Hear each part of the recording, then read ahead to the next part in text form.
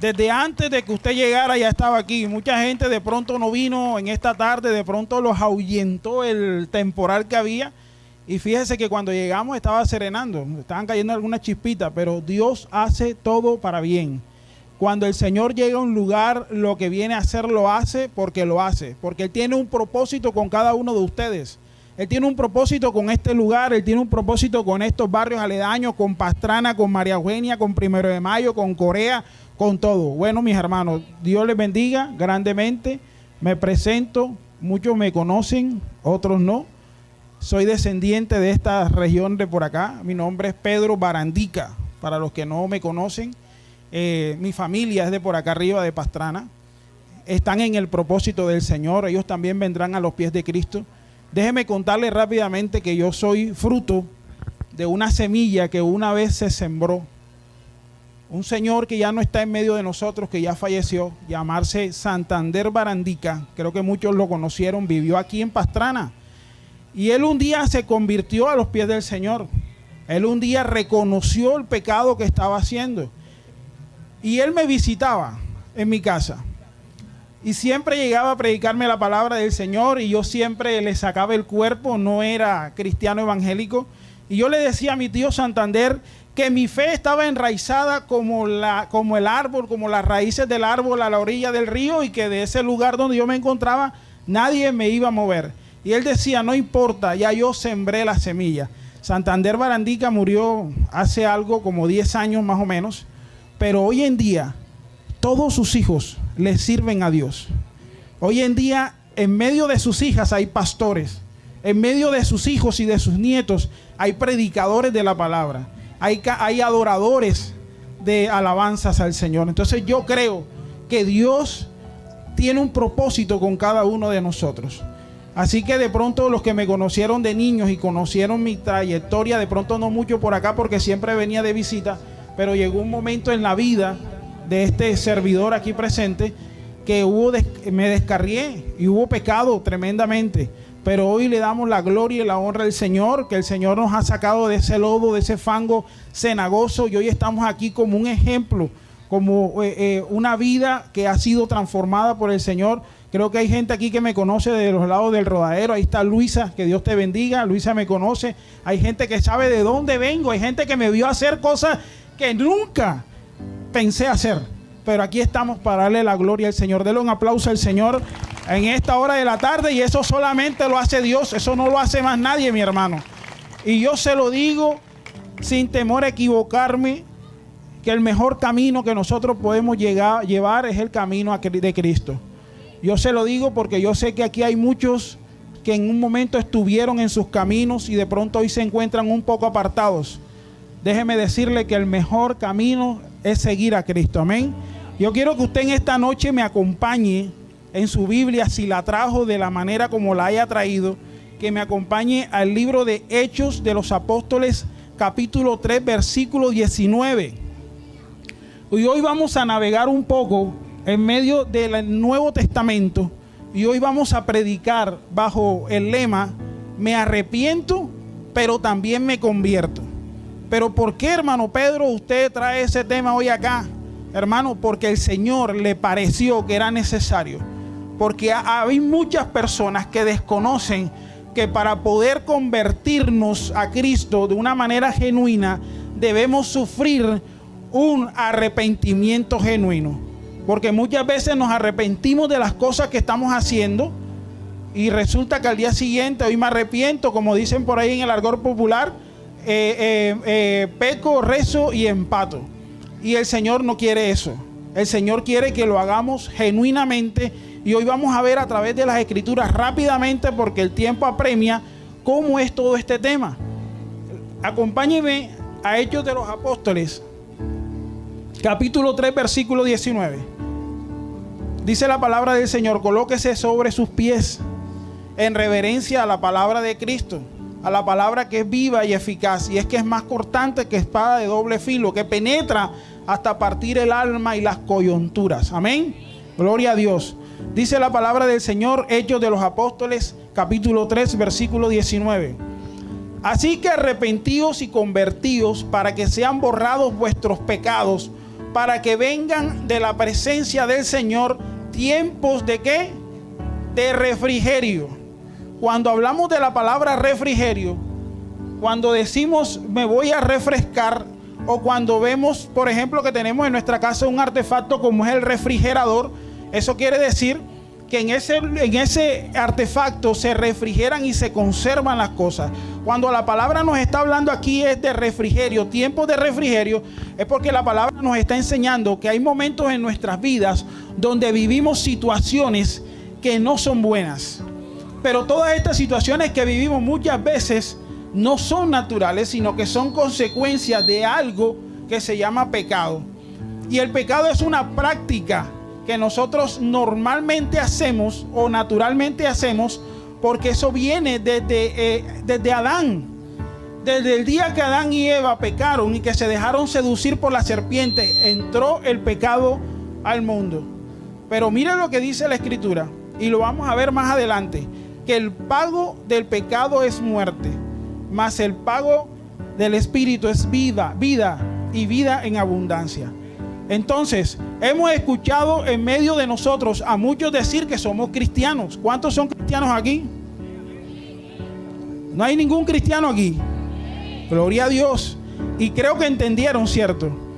Porque decir que somos cristianos, del dicho al hecho, hay mucho trecho. Y ser cristiano implica muchas cosas. Ser cristiano implica abandonar muchas condiciones. Ser cristiano implica dejar muchas costumbres por las cuales veníamos atravesando. Ser cristiano indica o significa que yo me rindo a los pies de aquel que, como dice el libro de Isaías 53 en el versículo 5, que fue al madero y que fue como una oveja al matadero y que no abrió su boca y que por nuestro pecado fue crucificado. Aquel que un día derramó su sangre preciosa por cada uno de nosotros nos debería hacer pensar o entender que el pecado nos lleva a la muerte. Y por ende, cuando nosotros estamos practicando el pecado, estamos condenados. Mira lo que dice acá. Ahora, muchas veces pensamos que por el hecho de ser cristiano y que un día a usted le dijeron que pasara a hacer la oración de fe y recibió a Cristo en su corazón, la palabra dice que es por la fe, ¿cierto? Que la salvación no es por obra, sino por gracia. Eso dice la Escritura, eso nos enseña la Biblia. Pero esto no nos asegura que la salvación la tengamos ahí todo el tiempo. La salvación es un regalo de Dios y a Él nos la dio en un principio. Pero usted tiene que cuidar ese regalo que el Señor le regaló. En la cruz del Calvario se pagó un precio alto por usted y por mí, por esa salvación. Usted tiene que cuidarla como ese tesoro que, Dios mío, que vale demasiado, que usted lo esconde. Cuando usted tiene algo valioso en su casa, usted busca la manera de que los niñitos no se lo toquen, porque fue una herencia que algo, valga la redundancia, que heredó de su papá, de su mamá, y usted quiere que eso permanezca ahí. Cuidado, me lo tocan, porque, mejor dicho, la salvación es un regalo. Puede tomar su silla en esta noche.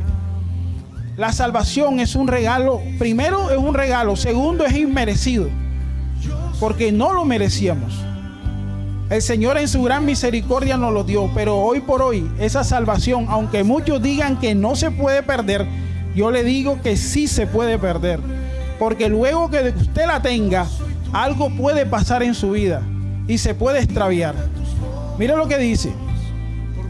Pensamos que tenemos la salvación asegurada porque hemos recibido a Cristo en nuestro corazón como nuestro Señor y Salvador personal, pero nuestras vidas no reflejan eso. Nuestras vidas no reflejan muchas veces de que somos cristianos. Nuestras vidas muchas veces somos una cosa aquí en la congregación, pero cuando estamos ahí o en la 43 o en la 39 somos otra cosa. Y Dios quiere que nosotros seamos de una sola pieza, que nosotros seamos íntegros, que este mismo que están viendo aquí, que mañana más tarde lo vayan a ver en el rodadero tomándose un jugo de Luisa, y que Luisa no pueda decir lo contrario de mí, o que este mismo que están viendo aquí lo puedan ver aquí abajito en la calle que viene y que ya no vean lo que yo antes hacía. Pero yo quiero que usted pueda entender esto de esta manera. ¿Qué significa la palabra conversión? Porque antes de que usted se convierta, tiene que venir el arrepentimiento. Y el arrepentimiento es cuando yo digo que no voy a hacer más aquello que venía haciendo, que le estaba causando daño a otro y que me estaba causando daño a mí. Pero tiene que haber un firme propósito de no volverlo a hacer. O sea, si usted no cumple ese principio de no volverlo a hacer, de que me arrepiento de lo que hice y que tengo que sufrir un dolor de parte de Dios, una tristeza de parte de Dios. ¿Cómo así que una tristeza? Sí, porque Dios produce en nosotros, por el pecado, una tristeza. Y esa tristeza quiere decir que yo tengo que mirar que le estoy ofendiendo a Dios con los actos que estoy haciendo. Y eso me tiene que entristecer. No la tristeza que produce el mundo, porque la tristeza que nos va a producir Dios por el pecado que estamos cometiendo, que nos va a llevar a la conversión, al arrepentimiento genuinamente, inicialmente, tiene que llevarme a convertirme a Cristo. Y la palabra conversión significa que cambio de condición. La palabra conversión significa transformación de una cosa o cambio en otra distinta o transformada de la que yo era o lo que yo soy en este momento. Entonces, ¿qué significa conversión? Hay una ley que dice que el líquido, ¿qué es esto?, se puede convertir a gaseoso o a sólido dependiendo las condiciones en que se encuentra. Para que usted entienda, usted un día es agua, pero mañana más tarde puede ser gaseoso. Pero mañana más tarde esta agua no puede ser gaseosa, sino que puede ser sólida, un hielo dentro de la nevera, porque usted la somete a un proceso. Eso es lo que significa conversión. Me convierto en lo que no era antes. Me convierto en aquello que Dios ha querido siempre que yo sea. Porque quizás usted de pronto, si usted se sentara todas las noches, como una práctica que deberíamos hacer todos, y es que todas las noches nosotros deberíamos hacer una evaluación de cómo procedimos durante el día.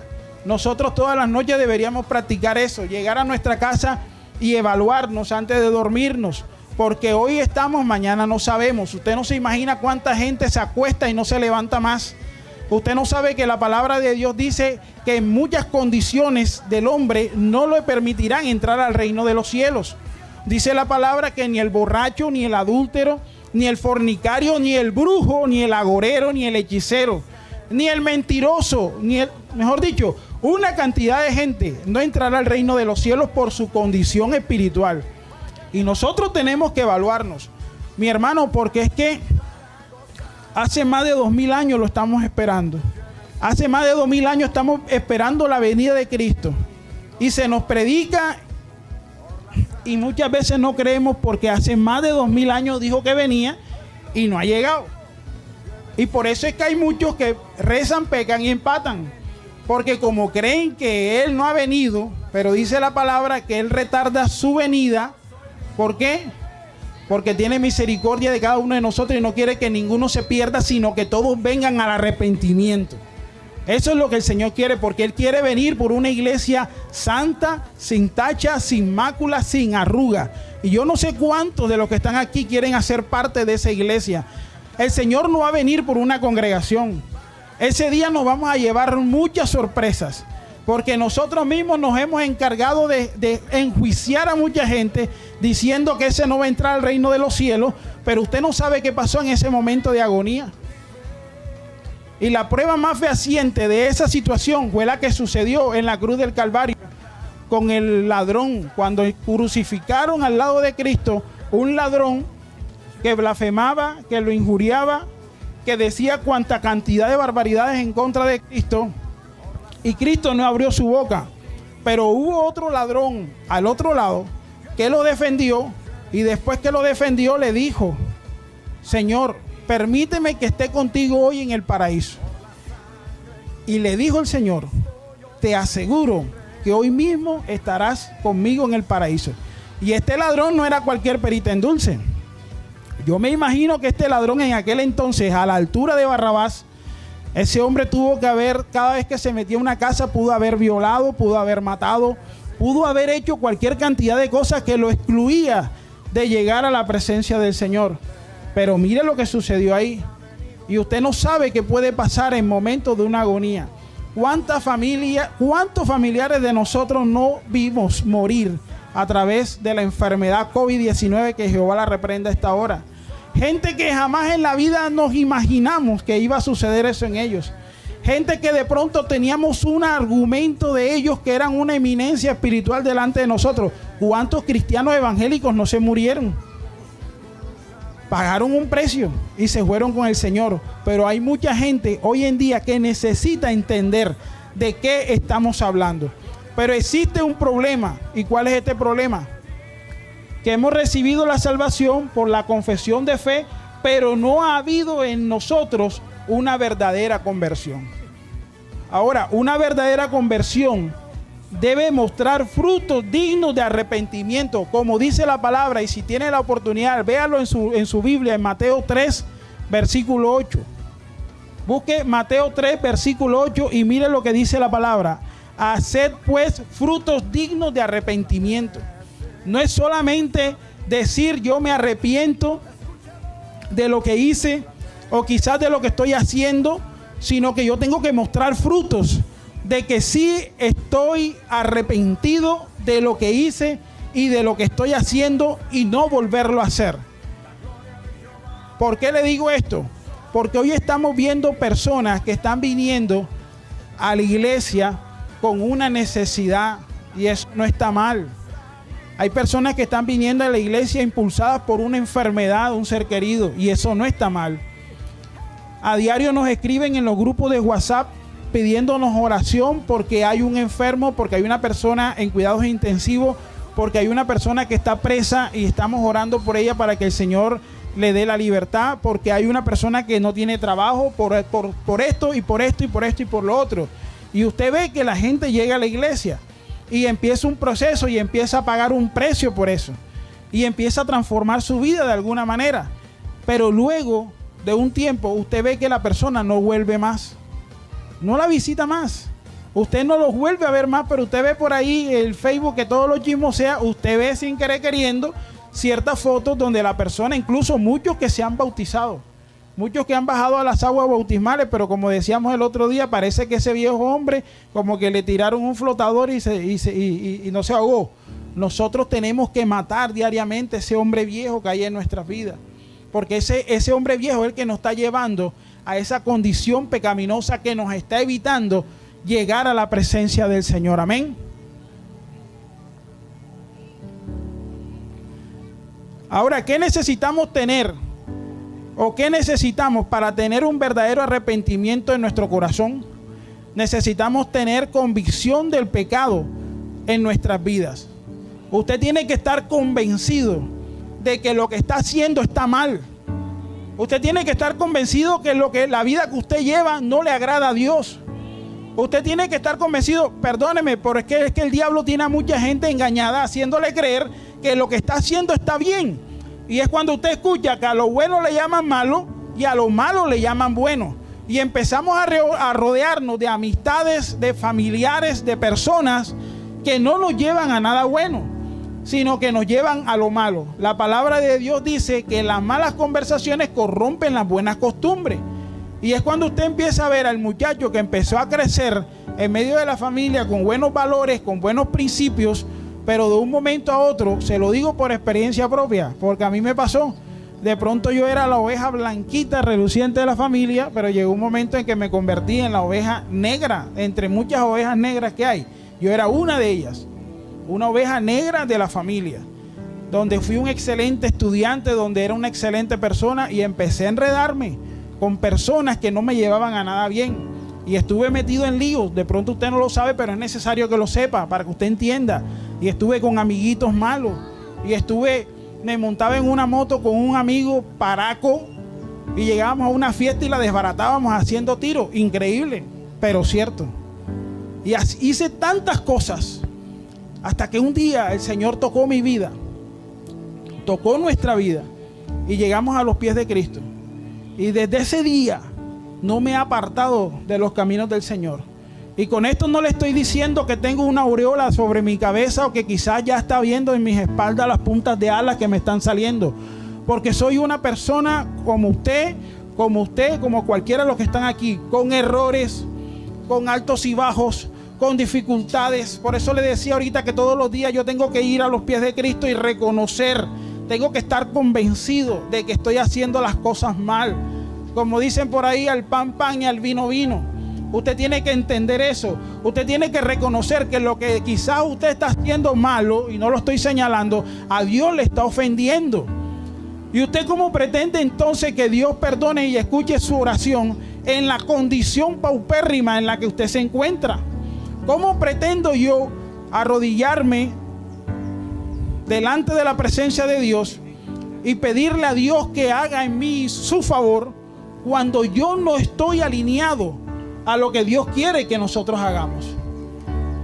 La palabra de Dios nos enseña que nada tiene que ver la luz con las tinieblas. Y Dios es luz. Y el diablo es tinieblas.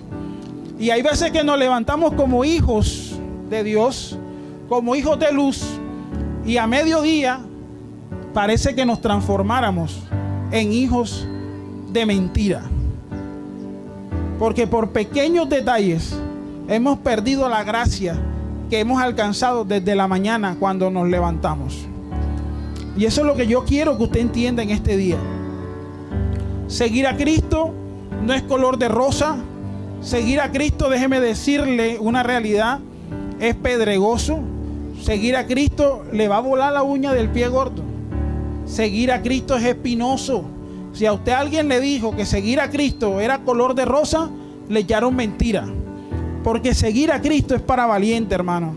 Seguir a Cristo es para valiente porque a usted le toca asumir consecuencias jamás vistas en la vida. A usted le va a tocar asumir que hasta su propia familia le va a dar la espalda por el simple hecho de seguir a Cristo. A usted sus amigos se le van a apartar por el simple hecho de un día levantar la mano y decir: Señor, yo te creo, aquí estoy delante de ti. Me arrepiento del pecado que he hecho contra mis hermanos, contra mis amigos, delante de ti. Mucha gente se va a apartar de ti. Mucha gente se apartó de mí. Mucha gente me hizo el feo. Mucha gente, incluso dentro de mi familia, hoy en día aún me vean. Porque ya no carnavaleo, porque ya no tomo whisky, porque ya no hago lo que aún ellos practican. Pero déjeme decirle, y usted póngalo en la balanza, ¿qué pesará más para Dios? ¿Lo que ellos hacen o lo que yo hago? Toda la gloria sea para Dios. Toda la gloria sea para Dios. Denle un aplauso al Señor en esta noche. Gloria a Dios. Y a mí me tocó todo eso. Y nos dio duro al principio. Y llegó el momento en que quisimos tirar la toalla. Y hay momentos en el que el diablo te dice: cuando estabas en el mundo te iba mejor. Cuando estabas en el mundo tenías amigos por todos lados. Yo tenía amigos por todas partes. Yo llegaba a un sitio reconocido aquí en Santa Marta que de pronto, no sé, los más veteranos de mi edad se llamaban Las Pilanderas. Y llegaba sin plata en el bolsillo. Y el dueño me abría cuenta. Y tenía amigos. Vea, yo entraba a un lugar de eso y la gente detrás de mí, amigas, amigos, en carnavales, enmaicenados en una camioneta ajena, con plata en los bolsillos, negocios y amigos por todos lados. Cuando Dios empezó a tocar mi vida, que empecé a perder la fluidez económica en ese sentido, ninguno de aquellos que les harté la tripa fueron capaces de decir: viejo Pedro, aquí hay una botellita de agua. Ninguno. Todos se apartaron. Y Dios va a hacer eso contigo. Y si algo de esto te está pasando, entiéndelo, que es Dios quien lo está haciendo. Y te va a alejar de gente que para ti en algún momento han sido importantes y necesarias en tu vida. Te va a apartar de personas que tú nunca en la vida pensaste que se iban a ir de tu lado. Te vas a sentir solo en algún momento, pero tienes que entender que Dios, para Él era necesario llevarte a situaciones como esa para que tú entiendas de que dependes única y llanamente de Él, de nadie más. De nadie más. Se lo digo por experiencia propia. Se lo digo por experiencia propia. Personas en la cual una familia giraba a su alrededor. Personas, y Dios mío, que todo giraba a su alrededor. El día que esa persona se murió, se les acabó el mundo a todos ellos. Porque era el que sustentaba al nieto, él sustentaba al sobrino, él le daba la plata a los papás, a los hermanos. Cuando llegaba, eso era plata para todo el mundo, para el primo, para el amigo. Pero cuando esa persona partió de este mundo, pareciera que se hubiera desboronado un castillo de naipes. Y Dios va a seleccionar quiénes van a ser tus amigos. Dios va a seleccionar incluso quiénes te van a acompañar en este camino, que quizás muchos de ustedes ya empezaron, pero que quizás muchos de ustedes están pensando en seguir. Amén. Dale un aplauso al Señor en esta noche. Mire lo que dice el Salmo 51, 3, 4. Porque yo reconozco mis rebeliones y mi pecado está siempre delante de mí. Contra ti solo he pecado y he hecho lo malo delante de tus ojos, para que seas reconocido justo en tu palabra y tenido por puro en tu juicio. Lo dijo el rey David. Reconoció, convencido de que era un pecador, y le dice a través de ese salmo al Señor que él reconoce sus rebeliones, reconoce su pecado delante de Dios, pero también reconoce que está necesitado de la gracia de Dios y del perdón de Dios. Y uno de los ejemplos más claros que la palabra nos coloca, es el rey David, que aunque muchos no entiendan cómo dice la escritura, que era un hombre conforme al corazón de Jehová, pero usted lee la historia del rey David, y el rey David no era ninguna perita en dulce en su historia. El rey David fornicó, el rey David adulteró, el rey David fue partícipe de un asesinato. El rey David hizo muchas cosas, el rey David derramó mucha sangre también. Pero dice la palabra que era un hombre conforme al corazón de Jehová. Y usted dirá, ¿cómo así? Porque era un hombre que reconoció su pecado delante de Dios. Era un hombre que reconoció que la estaba embarrando delante de Dios y que necesitaba urgentemente una intervención divina de parte del Señor. Amén. El Espíritu Santo que mora en nosotros es quien se va a encargar de convencernos de que estamos fallando. Solamente el Espíritu Santo de Dios es quien va a tocar su vida y le va a decir en qué área usted está fallando. Dice la palabra del Señor en Juan 16, 7 al 9. Dice, cuando Él venga, convencerá al mundo de pecado, de justicia y de juicio. De pecado, porque muchos no creyeron en mí. De justicia, por cuanto voy al Padre y no me verán más. Pero si usted lee versículos anteriores, el Señor se despide de sus apóstoles y le dice, conviene que yo me vaya, porque enviaré al Espíritu Santo de Dios, que los va a ayudar, que va a ser su defensor, que va a ser su abogado, el Paráclito. Pero dice la Escritura también que será el Espíritu Santo de Dios quien nos convencerá a cada uno de nosotros de juicio, de pecado y de justicia. No es el pastor, no es la pastora, no son los hermanos que vinieron en esta noche acá junto conmigo a este lugar quien lo vamos a convencer a usted de que está cometiendo pecado.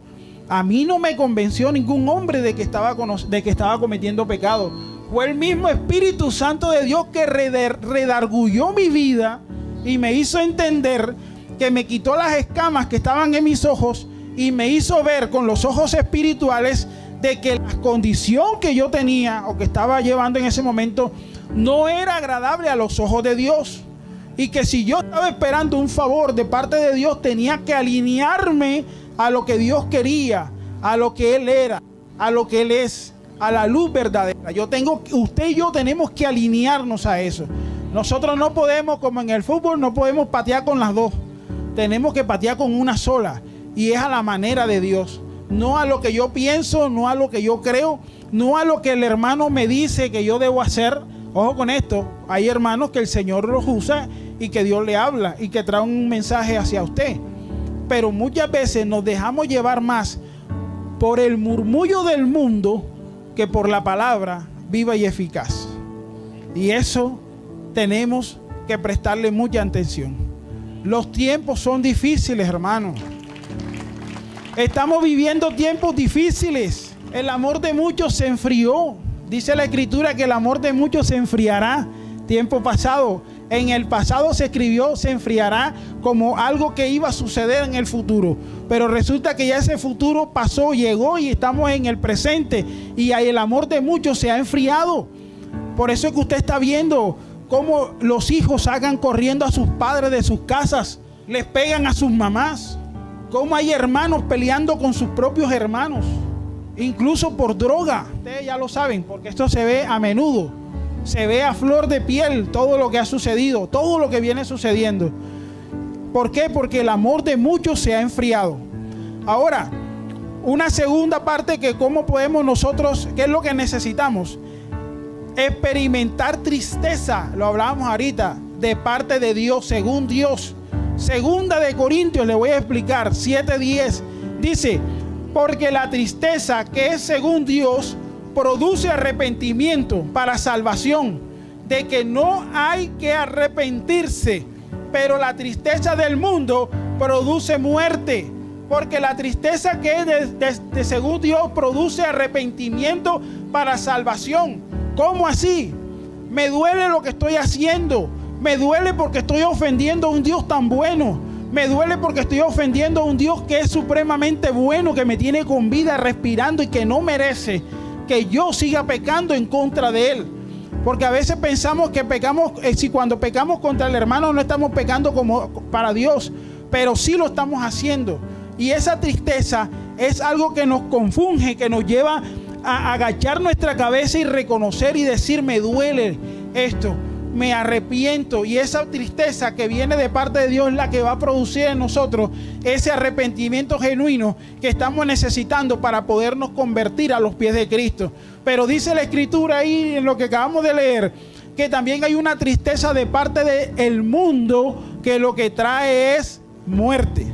¿Y cuál es esa tristeza de parte del mundo? Que a lo bueno le llamamos malo y a lo malo le llamamos bueno.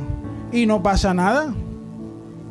Yo tengo mi esposa, pero hoy es sábado y para eso me fregué toda la semana en el rodadero, poniendo carpas, alquilando sillas, vendiendo perros calientes, salchipapas, no sé, póngale usted lo que quiera. Y como yo me he fregado el cuero toda la semana, tengo derecho a irme ya mis canitas al aire. Y no pasa nada, si Julano lo hace. Y tiene 3 mujeres y se creen los machos y resulta que cuando uno es fiel a una sola mujer, a la que Dios le dio, eso sí es ese macho, eso sí es ese valiente, hermano. Porque mientras usted le es fiel a su esposa, su única esposa, la que Dios le dio, y le pasa por enfrente cualquier cantidad de mujeres hermosas, usted se mantiene paradito en la raya. Eso es para valiente. Y eso solamente lo hace cuando tenemos a Cristo en medio, cuando tenemos a Dios en nuestro corazón. Porque cuando no tenemos a Dios en medio de nosotros, olvídate que cae redondito. Y esta clase de pecado, lo que viene trayendo a los hogares hoy en día es ruina, es contaminación, es cuando usted ve que las mujeres salen con enfermedades sexuales tremendas, porque en medio de la fornicación, del adulterio, van y se acuestan con otra mujer y luego llegan a su casa y terminan contagiando a su esposa, su única esposa que Dios le dio. La otra no, la otra es una sucursal. Y eso trae ruina a las casas. ¿Por qué? Porque la plata oye, perdóneme la expresión, pero aquella no le va a dar un vasito de agua si usted no se baja del bus. Y cuando usted se baja del bus, está privando de beneficios a los hijos que Dios le dio con su esposa. Cuando usted se baja del bus de esa manera, usted está dejando de llevar alimento a su casa. Y eso trae ruina. Y fuera de eso, y eso sucede mucho en el campo de la albañilería. Usted ve que el albañil se friega el lomo de lunes a sábado.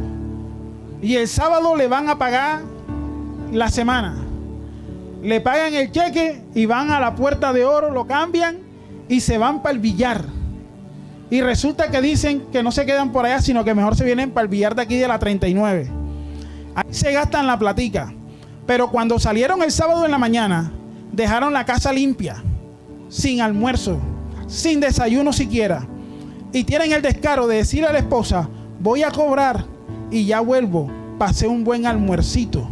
Y resulta que el susodicho no apareció sino a las 3 de la mañana. Limpio, limpio, limpio. Y la mujer, quién sabe cómo hizo para alimentar a esos niñitos que le lloraban hambre. Y cuando el tipo llega a la casa, hecho un machote, y la mujer le pregunta: ajá, ¿y qué pasó? Y mira, ¿y cómo es posible esto? ¿Y cómo es posible lo otro? Tienen el descaro de levantar a trompadas a la esposa. Eso se ve, hermano. Entonces, ¿qué es lo que está trayendo el pecado en estos días? Solamente tocando el tema del hogar: ruina, violencia intrafamiliar, enfermedades. Luego se acaba todo. No tienen luego para pagar un servicio. Si no tienen para pagar un mes, el segundo tampoco. Y el tercero, cuando vienen a ver, le cortan el gas, le cortan el agua, le cortan todo. Y resulta que ahí no encuentran culpable. Pero es una realidad. Esto no se lo hablan a usted. Estas cosas a usted no la escucha. Porque la gente está acostumbrada a que le prediquen, como dice la pastora, de casa, carro y beca. A la gente le encanta que vengan otros predicadores y que le digan: vas a recibir prosperidad, vas a recibir beneficios, así. ¿Y qué estás dando tú para recibir eso? Tú no sabías que esto es como un cheque al portador. Tú tienes el cheque, pero si nadie te lo cambia, es un papel sin valor. Y eso tenemos que entenderlo, hermano. Estamos en tiempos de reconocer que somos pecadores. Y si alguien tiene que reconocer en esta noche que es un pecador, sería yo primeramente. Levanto la mano. Porque no soy un hombre perfecto, soy un hombre imperfecto. Y usted, ninguno de los que están aquí saben cuál fue mi condición antes de llegar a este lugar. Y con eso no le estoy diciendo que antes de llegar a este lugar pequé. No, señor, para nada. Pero usted no sabe lo que hay, la gotera en la casa ajena. Usted no sabe las dificultades, usted no sabe. Por eso le estoy diciendo que aquí no hay ningún super espiritual predicando. Ninguno de los que hemos venido en esta noche, ni los pastores que en otro momento han estado acá, son super espirituales. También tenemos altos y bajos, también tenemos problemas. También ha habido escasez en medio de nosotros. Pero lo más importante de esto es que un día aceptamos a Cristo en nuestro corazón. Y hoy en día es Él el que obra en medio de nosotros. Y hemos venido a este lugar a ser ejemplo para cada uno de ustedes. Que sí se puede, hermano. Sí se puede transformar nuestras vidas. Sí se puede seguir a Cristo. Sí se puede dejar el pecado. Sí se puede transformar nuestra vida. Oiga, aquí hay niños que van creciendo. Y esos niños siempre ven lo que los papás hacen. Y entonces usted, ¿con qué descaro va a venir mañana a reclamarle a su hijo o a su hija que está haciendo cosas que no son agradables delante de Dios y delante de los hombres? Bueno, delante de algunos hombres. ¿Con qué, dígame usted, le va usted a reclamar a su hijo? Si usted no le puso ejemplo, si usted no le dijo a su hijo, no solamente de boca, sino con la actitud, con la acción. Usted tiene que practicar eso. Esos niños van creciendo y van viendo eso. Y cuando usted le reclame, le van a decir: pero tú qué vas a hablar si tú fuiste que me enseñaste. Tú qué vas a decir que no fumes si tú prendías el cigarrillo delante de mí y hasta muchas veces me mandabas a comprar a la tienda. Tú por qué me vas a decir que no tome si tú me mandabas a la tienda del Cachaco Elías a que te mandara, que te fiara 5 cervezas, un canastero de cerveza. Y ponían, se lo digo porque a mí me pasó. Y yo fui fumador hasta los 17 años. Cigarrillo que mi papá dejaba mocho por ahí, yo lo cogía escondido y me lo fumaba. Y tomaba a la par de mi papá y andaba en las parrandas de la familia y todo eso. Pero eso fue lo que crecí viendo. Yo no crecí viendo otra cosa. Eso fue lo que yo crecí viendo. Viendo el pecado que se producía. Viendo el pecado que se hacía delante de mí. Viendo cómo mi papá, que ya no está en medio de nosotros, era un hombre adúltero. Era un hombre que estaba con mi mamá y tenía otras mujeres. Era un hombre tan carón en la vida que llegaba en un taxi borracho y mi mamá tenía que pagarle el taxi. Era tan carón que mi mamá tenía que darle plata para llevar a la otra mujer. Yo crecí viendo eso, pero le doy la gloria a Dios que en el momento preciso irrumpió en mi vida, hermano, y me convenció el Espíritu Santo de Dios de que lo que yo estaba viviendo y haciendo no era agradable a los ojos de Dios. Y hoy puedo decir que seguir a Cristo vale la pena. No sé usted, pero para mí seguir a Cristo vale la pena. No, esta vida que yo llevo hoy en día no la cambio por la que llevaba antes. No la cambio. Y cualquiera que me conoció diría, pero había mujeres, había plata, había trago, había poder, pero no estaba Cristo en mi vida. Y hoy estar Cristo en mi vida vale más que cualquiera de esas cosas que practicaba antes en el mundo. Amén. Gloria a Dios. Entonces, hablamos de esa tristeza que produce Dios en nosotros y que nos lleva al arrepentimiento, pero la tristeza que produce el mundo, lo que trae a nosotros es muerte, porque lo que hace es que nos engaña y nos hace creer de que las cosas malas que estamos haciendo son normales.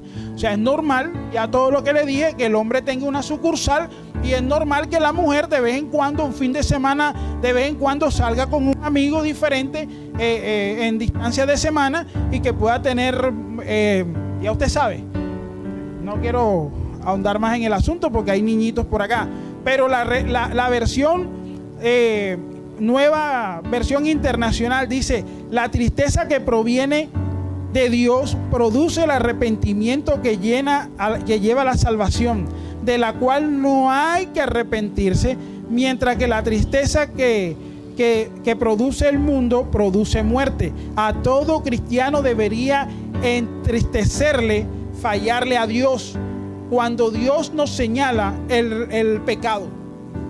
A todo cristiano debería dolerle cuando Dios señala el pecado en nuestras vidas. Usted tiene que entender en esta noche, hermano.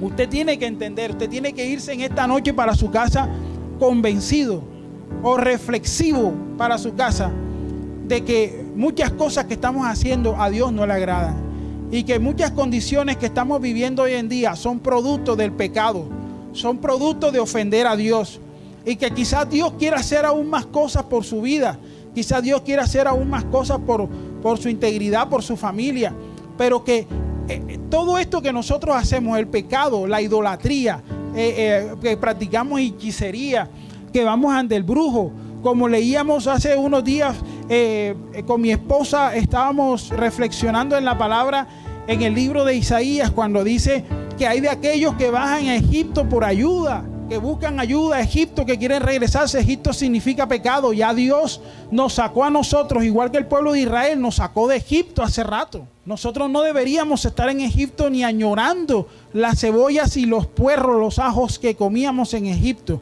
porque el Señor nos llevó camino a la tierra prometida, y así como el pueblo de Israel, espiritualmente hablando, a nosotros también nos ha saciado.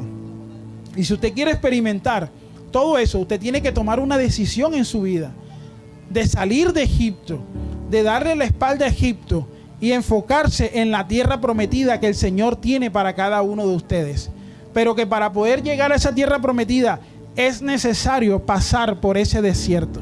Pero aunque pases por ese desierto, el Señor no te va a abandonar. Y que así como el pueblo de Israel le dio codornices en su tiempo y se aburrieron de las codornices y le mandó carne en su tiempo, y se aburrieron de la carne y les mandó maná. ¿Usted sabe lo que significa la palabra maná? ¿Qué es esto? ¿Qué es esto? Decía el pueblo. Maná significa eso. ¿Qué es esto? Así Dios te va a sorprender cuando lleguen cosas a tu vida y tú tengas que decir: ¿qué es esto? Ese es el producto de haber cambiado tu manera de ser. Ese es el producto de haber cambiado tu manera de pensar para poder cambiar de manera de vivir. Porque si usted y yo no cambiamos de manera de pensar, vamos a seguir viviendo iguales, paupérrimos. Vamos a seguir viviendo en ruinas. Y el Señor no quiere eso. Porque lo dice la Escritura: conviene que yo me vaya, porque iré a preparar morada para cada uno de ustedes. Tremendo. Las moradas, lo que Dios tiene para cada uno de nosotros, no se compara con los palacios que quizás tenemos hoy en día. Nada de esto. Dice la Escritura que todo esto se va a derretir. Dice la Escritura que todo esto va a desfallecer. La palabra habla del cielo nuevo y tierra nueva. Todo esto se va a acabar. Y hay de aquellos a los que Dios les está hablando hace tiempo y no han querido escuchar la palabra de Dios. Hay de aquellos, dice la Escritura, a los que Dios les está diciendo hace rato: endereza tu camino, y no han entendido. Hay de aquellos de los que Dios ha librado de la misma muerte. De la misma muerte. No sé por qué me metí por aquí, pero hay personas que de la misma muerte las balas le han zumbado en el oído y no han entendido que Dios quiere que se arrepientan y que vengan a sus pies. La palabra dice, y la alabanza muchas veces la hemos cantado cuando pasan aquí: puede ser la última llamada. Puede ser la última llamada, para que usted pueda entender a qué nos estamos refiriendo. Dice Hechos de los Apóstoles capítulo 2 versículo 36 al 38: sepa pues ciertamente toda la casa de Israel que a este Jesús, a quien vosotros crucificasteis, Dios le ha hecho Señor y Cristo. Al oír esto, se compungieron de corazón y dijeron a Pedro y a los otros apóstoles: varones hermanos, ¿qué haremos? Pedro les dijo: arrepentíos y bautícese cada uno de vosotros en el nombre de Jesús para perdón de los pecados, y recibiréis al Espíritu Santo de Dios. Segunda de Pedro 3:9. Para aquellos que preguntan que por qué el Señor se demora tanto en venir por su iglesia, dice la palabra del Señor: el Señor no retarda su promesa, según algunos la tienen por tardanza, sino que es paciente para con nosotros, no queriendo que ninguno se pierda, sino que todos procedan al arrepentimiento. ¿Cuántos? Todos. No está hablando de uno o de dos, está hablando de todos. Y ese Señor en esta noche está hablando de todos, es porque todos tenemos algo en el canto de la cabulla, mi hermano. Del pastor para abajo. Algo hay. Algo hay. Y cuando el Señor habla, habla. Y usted verá si atiende o no. Romanos 3, 23, 25 dice: por cuanto todos pecaron y están destituidos de la gloria de Dios, siendo justificados gratuitamente por su gracia mediante la redención que es en Cristo Jesús, a quien Dios puso como propiciación por medio de la fe en su sangre, para manifestarse su justicia a causa de haber pasado por alto en su paciencia los pecados de todos. Ya tus pecados y mis pecados fueron pagados en la cruz del Calvario. Él no tenía por qué haber pagado por ti y por mí, pero se ofreció voluntariamente desde el principio para venir en forma de carne y sufrir en su carne todo lo oprobio que cada uno de nosotros hemos hecho. Quien tenía que estar crucificado en esa cruz era el hermano Pedro, o era el hermano Carlos, o era cualquiera de ustedes. Él no tenía por qué estar ahí. Pero dice la Escritura en Isaías 53 que a los suyos vino, pero los suyos no le reconocieron. Usted sabe lo feo que es eso. Y que hoy en día hay un pueblo llamado el pueblo judío que se quedó en el Antiguo Testamento esperando al Mesías esperado, cuando ya el Mesías vino y pagó por cada uno de nosotros. Y ellos esperaban que ese Mesías esperado, el rey de los judíos, venía montado en un caballo con la espada desenfundada a defender al pueblo del oprobio de las potencias del momento, de los babilónicos, qué sé yo, de los egipcios, no sé. Pero no fue así. Vino como un niño humilde y sencillo, nació en un pesebre, creció, inició su ministerio a los 33 años y pagó en 3 años todo lo que usted y yo deberíamos haber pagado. Dice la Escritura que la cruz que le pusieron a mi Cristo era una cruz que no era lijada, Era una cruz que tenía estillas. Y esas estillas, después de esa flagelación que le dieron, que era una sola bola de carne, entraban por esas heridas, se clavaban y arrancaban. Cada azote que Jesucristo recibió por ti y por mí fue lo peor que le pasó. Cada vez que ese verdugo latigaba y levantaba el látigo, se venían en esas puntas carne. Era una sola bola de carne. Era una sola podredumbre, mi Cristo. Era una bola de materia. Según dicen los expertos, Jesucristo en su humanidad cargó con todas las enfermedades. Ahí hubo lepra, ahí hubo sida, ahí hubo cáncer, ahí hubo fiebre, ahí hubo leucemia, ahí hubo todo lo que usted está experimentando hoy en día, enfermedades igual que yo. Ya Él pagó por ellas. ¿Y usted cree que se justifica que nosotros hoy en día estemos viviendo paupérrimos espaldas a un Cristo que ya pagó por cada uno de nosotros? ¿Usted sabe cómo se llama eso? Eso se llama masoquismo, porque ya Él pagó en la cruz del Calvario.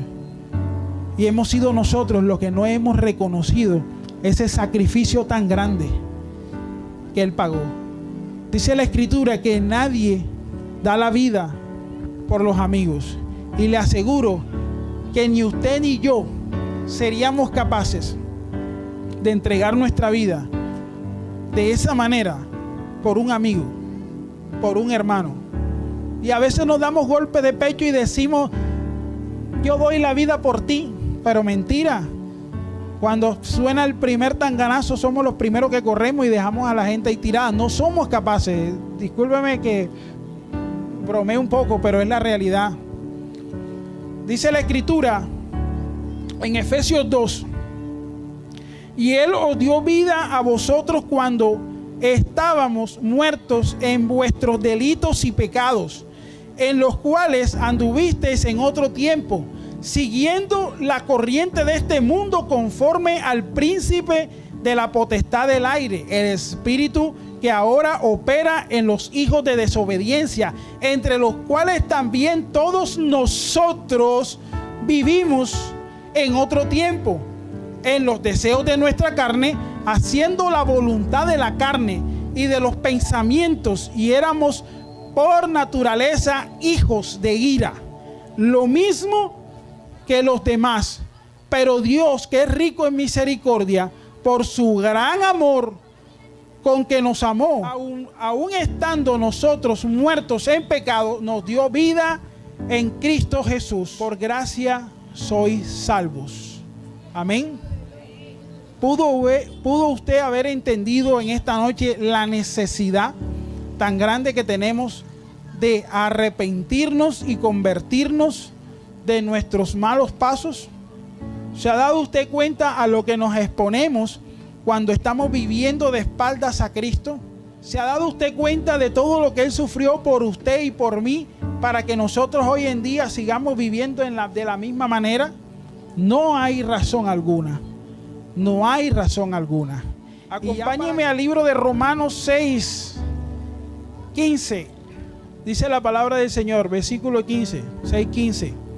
¿Qué pues pecaremos? Porque no estamos bajo la ley, sino bajo la gracia, en ninguna manera.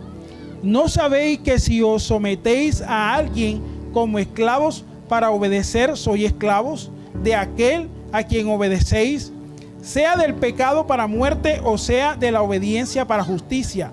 Pero gracias a Dios que, aunque erais esclavos del pecado, habéis obedecido de corazón aquella forma de doctrina a la cual fuisteis entregados, y libertados del pecado vinieseis a ser siervos de justicia.